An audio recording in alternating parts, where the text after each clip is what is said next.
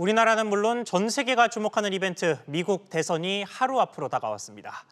우리 시간으로 내일 오후 2시 투표가 시작되고 24시간 동안 주별로 순차 진행됩니다. 먼저 투표가 끝난 지역은 개표도 먼저 이루어지기 때문에 예년대로라면 모레인 4일 오전쯤부터는 미국 차기 대통령의 윤곽이 드러날 것으로 보입니다만 올해에는 사정이 좀 다르다는 분석도 있습니다. 이번 주 이슈 분석은 이 미국 대선의 상황과 영향 자세히 전해드리겠습니다. 정철진 경제평론가 나왔습니다. 안녕하십니까? 네, 안녕하십니까? 네. 일단 주말 상황부터 좀 보겠습니다. 대선 전에 마지막 유세가 이제 주말에 있었는데 트럼프 대통령은 펜실베이니아, 바이든 후보는 미시간을 찾았습니다. 네. 모두 경합주 지역으로 불리는 곳들이죠. 그렇습니다. 이제는 좀 많이 알려져 있는데요. 미국의 이제 대통령을 뽑는 그런 방식은 선거인단 제도 아니겠습니까? 예. 각 주에 이제 선거인단이 몇 명씩에 대한 그 표가 정해져 있고요. 각 주를 승리하면 이제 승자 독식입니다. 그 주에 포함되어 있던 선거인단을 모두 갖게 되는, 그래서 전체 한 538명 정도, 이 중에 270명을 확보하면 네. 과반이 넘어서 대통령에 당선되는 그런 구조인데요.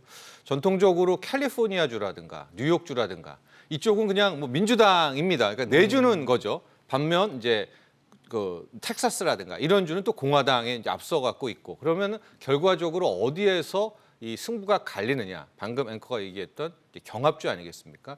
요즘에 경합주로 꼽히는 것들이 이제 펜실베니아, 미시간, 나가서 플로리다 이제 이런 것들인데요. 네. 지난 주말을 좀 보면 일단은 트럼프 대통령은 이 중에서 펜실베니아를 선택했습니다. 그래서 우리가 훑었다 이런 표현을 하는데 네. 펜실베니아를 다 돌았고요. 반면에 민주당의 조 바이든 후보는 미시간에 집중을 했습니다. 특히 바이든 후보는 미시간에 갔을 때 전 오바마 대통령과 함께 가면서 화력을 집중했는데요. 참고로 펜실베니아는 선거인단이 20명이 걸려 있고 예. 미시간도 16명이 걸려 있으니까 이게 만만치가 않습니다. 그러니까 결과적으로 이런 경합주의 뚜껑이 열리고 이 표들이 다 어디로 가느냐에 따라서 이제 대통령의 이 결정에 향배가 달렸다, 이렇게 볼 수 있겠습니다. 알겠습니다. 자, 그리고 아마 내일부터는 이제 투표가 시작이 되기 때문에 실시간으로 상황을 계속해서 전달해야 할 일이 많을 것 같아서 아마 오늘 자세히 짚어볼 만한 마지막 기회일 것 같은데 사전 투표가 계속해서 관심입니다. 그렇습니다. 이 지금 사전 투표를 한 인원들을 집계한 결과를 보니까요, 9,200만 명이라고 해요. 네. 그래서 아마 모두 이제 도착해야 될 물량들까지 합치면 1억 명을 넘을 거다라는 전망도 있는데 예. 이게 등록된 유권자, 그러니까 투표한 사람들 대비 사전 투표율이 아니라 전체 등록 유권자의 40%가 넘는다고 네. 해요. 그러니까 어마어마하게 많은 사람들이 사전 투표를 한 건데 네. 우리나라에서는 사전 투표율이 높으면은 젊은 층의 투표율이 높기 때문에 진보 정당 민주당이 유리하다 이런 식의 속설이 좀 있죠. 미국에서도 그렇습니까? 거의 유사한 구조이기는 한데요. 예. 우리보다는 그런 상관성은 좀 약합니다. 참고로 미국의 사전 투표는 이제 크게 두 개입니다. 미국의 방법은 크게 세 개인데요. 하나는 우편 투표. 미국은 이제 굉장히 땅이 넓잖아요. 예. 그러니까 우편 투표를 많이 하는 구조입니다. 아, 집에서 선거장까지 가기가 어려운 그런 상황이 분들이 많이 되겠네요. 있으니까 네. 우편 투표가 있고 조기 현장 투표, 이것이 이제 우리의 사전 투표라고 생각하시면 됩니다. 예. 그 두 개를 합쳐서 사전 투표라고 하고 당일 현장 투표, 그러니까 총 세 가지 방식이 있고요. 이 중에서 우편 투표와 조기 사전 투표를 이제 몰아서 사전 투표라고 하는데, 방금 앵커도 얘기했지만 놀라운 일입니다. 올해 같은 경우에는 현재 약 한 전체 등록 투표수 유권자의 43%, 44%가 사전 투표로 이제 이루어졌다라고 하니까 결과적으로 승부가 과연 이 사전 투표에서 어디로 표가 몰리느냐에 따라 달렸다고 해도 과연이 아니겠는데요. 네. 지금 CNN이라든가 이런 좀 전통적인 안티 트럼프 매체에서는 설문조사 했을 거 아니겠습니까? 그렇죠.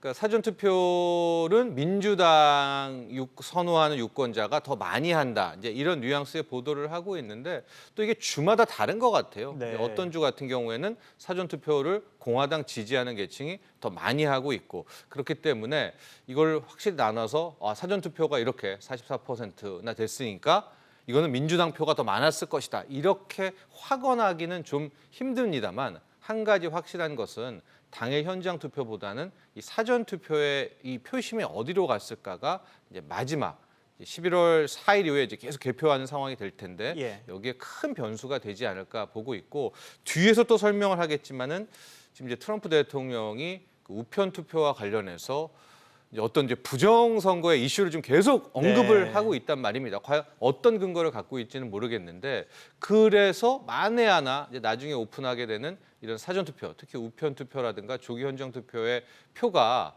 자신 그러니까 트럼프 대통령의 굉장히 불리하게 나올 경우에는 어떤 식으로 좀 반발할지도 몰라서 이것이 이제 불확실성으로 남아 있는 것이죠. 네, 지금 말씀하신 김에 그 이야기 먼저 짚고 가죠. 네. 이게 뭐 흔히 말해서 대선 불복 아니겠습니까? 대선 불복 선언. 네, 대선 결과를 인정할 수 없다고 하고 백악관을 점거한 채 나오지 않는 상황. 네. 이게 이제 가장 우려되는 상황이고 뭐 일각에서는 군사적 충돌 뭐 이런 이야기까지 나오면서 뭐 미국인들이 이런 소요 사태를 대비해서 총을 사고 있다 이런 보도까지 나오는 뭐 그야말로 대혼란인 상황인 것 같아요. 그래서 말씀하신 대로 불확실성이 꽤나 높아지는 모습입니다. 네, 그렇습니다. 이제 대선 불복 선언을 이야기를 했는데요. 이제 만에 하나 11월 3일 선거가 끝나고 11월 4일 우리나라 시간으로는 윤곽이 아마 안 드러날 수도 있을 것 같아요. 예. 특히 이제 우편 투표나 사전 투표의 비중이 이렇게 커졌기 때문에 11월 5일 지금 화면에 나오는 이제 저 말은 펜실베니아주 같은 경우에는 앞서 말한 것처럼 굉장한 경합주란 말입니다. 네. 게다가 선거인단도 20명이나 걸려 있어서 중요한데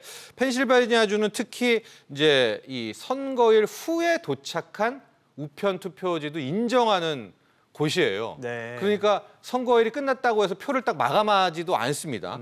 그리고 마감 후에 투표 도달분도 인정하니까 개표도 또 더 미뤄지겠네요. 미뤄지게 네. 되는 것이니까 나중에 전통적인 민주당 표, 전통적인 공화당 표의 주들이 다 끝나고 나서 경합주들에 따라서 엇갈릴 때는 네. 저런 곳 한 군데에서의 이슈가 굉장히 큰데 지금 뭔지는 모르겠지만 트럼프 대통령은 계속해서 이 사전 투표에 대한 이 부정 이슈를 굉장히 말한단 말이죠. 근데 이제 이것도 하나의 시뮬레이션 가정입니다만 트럼프 대통령이 이제 졌어요. 그러면은 가만히 있지는 않을 거 아니겠습니까? 네. 그 자신이 갖고 있던 이러이러한 증거로 우편 선거가 부정이고 인정할 수도 없다. 그럼 뭐 연방 대법원으로 가야 된다. 이런 완전 혼돈의 예. 도가니로 빠지게 되고요. 이와 관련해서 당연히 트럼프 대통령의 지지자도 있겠죠.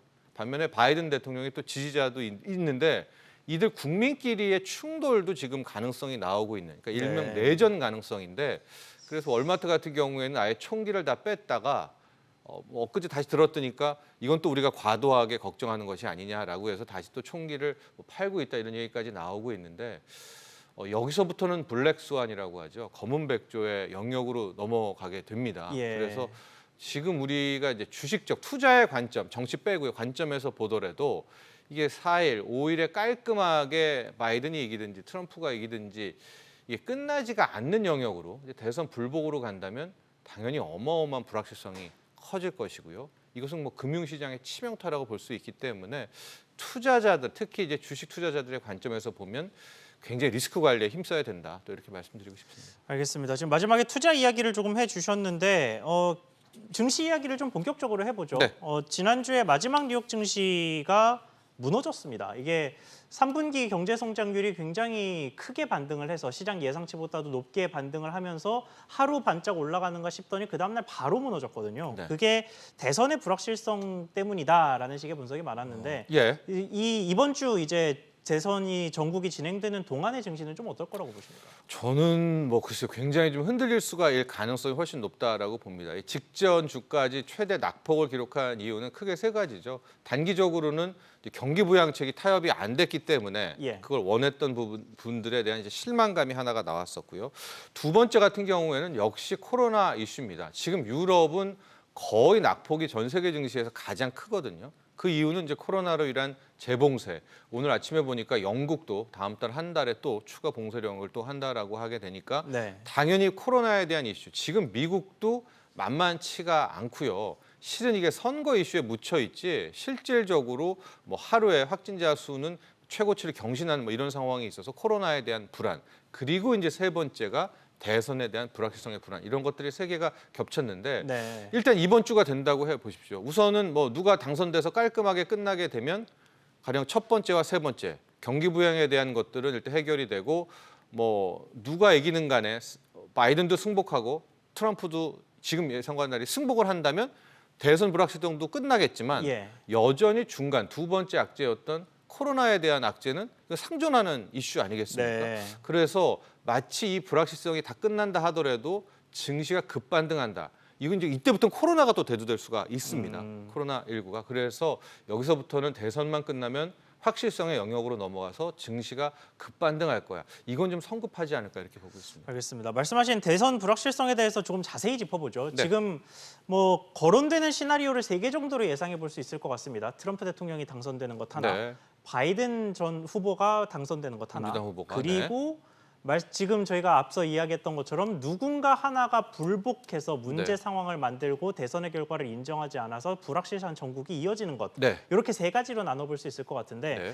그 각각의 경제에 미치는 영향은 좀 어떻겠습니까? 일단은 현재 여론조사로 바이든 후보가 앞서고 있으니까 먼저 이야기를 좀 해보면요. 예. 바이든 후보가 당선될 때는 일단은 다시 옛 미국, 지금은 미국 아메리카 퍼스트지만 옛날에 미국은 글쎄요, 저게 이제 민주당 기조는 아닌 것 같은데 네. 우방 국가를 다시 잊히면서 뭔가 세계의 경찰 이런 기조를 말하는 그런 건가요? 느낌으로 네. 다시 미국에 돌아갈 가능성이 있다라고 하는데 이제 중국에 대해서는 약간 엇갈립니다. 이제 중국 트럼프만큼은 중국을 압박하진 않을 것이지만 네. 그럼에도 불구하고 현재 미국 전체가 중국에 대한 견제 기조가 이어지고 있거든요. 그러나 상대적으로는 좀 덜 할 것이다. 뭐 그런 것들이 있고요. 저기 세 번째 나온 왜 한국 등 금융시장에 이제 긍정적인 예상을 하냐. 수급입니다. 트럼프 대통령 같은 경우에는 아메리카 퍼스트라고 해서 모든 달러는 다 미국으로 끌어들이려는 이제 그런 의도여서 네. 본인은 달러 약세를 주장하지만 실제 달러는 이제 강해졌던 그런 흐름들이 있는데 바이든 같은 경우에는 그런 아메리카 퍼스트를 포기할 가능성이 있어서 오히려 달러 자금이 미국으로 들어오지 않고 우리나라나 중국 같은 신흥국으로 다시 빠져나갈 그럴 네. 가능성을 보고 있어서 최근에 뭐 원화 강세라든가 위안화 강세가 바이든 당선에 대한 뭐 미리 선베팅한 것이 아닌가 이렇게 보고는 있는데요. 네. 다만 악재도 함께 존재하는 것이 지금 바이든 후보는 증세를 내걸고 있습니다. 주식은 양도세도 높이고요.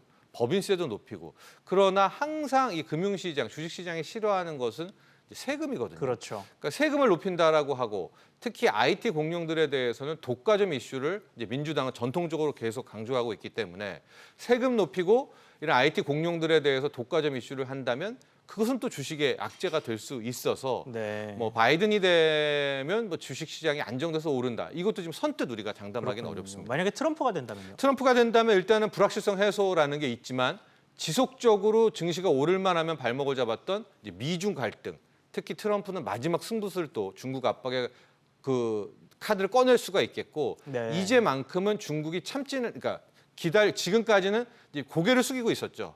트럼프가 당선이 안 되면 그나마 새로운 숨통에 트일 것인가 네. 것이기 때문에 그러나 중국도 이제는 전면전에 나설 수 있다라는 네. 점은 악재이기는 한데 다만 트럼프 대통령은 핵심은 경기 부양을 늘 말하잖아요.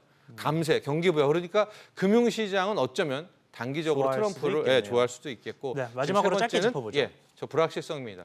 저건 뭐 생각하기 싫은 이슈고요. 아마 불복이 나오면 세계 3대 신용평가사 중 적어도 2곳 이상은 바로 신용등급 강등을 하게 될 것이고 예. 그때부터 나올 혼란은 뭐 현재로서는 뭐 예측하기 힘든 그런 상황이다 이렇게 보여집니다. 알겠습니다. 마지막 가능성만큼은 절대로 현실화가 되지 않았으면 좋겠네요. 맞습니다. 개인적으로도 그렇고 어찌됐건 3일, 4일 아니면 첫째 주 내에는 깔끔하게 끝나는 것을 바라고 있습니다. 알겠습니다. 이번 벌써 내일입니다. 내일 저희는 관련해서 투표 어떻게 진행되고 있고 어떻게 진행될지 자세히 전망하는 방송으로 다시 돌아오겠습니다. 오늘 말씀 여기까지 듣겠습니다. 지금까지 정철진 경제평론가와 함께했습니다. 오늘 말씀 감사합니다.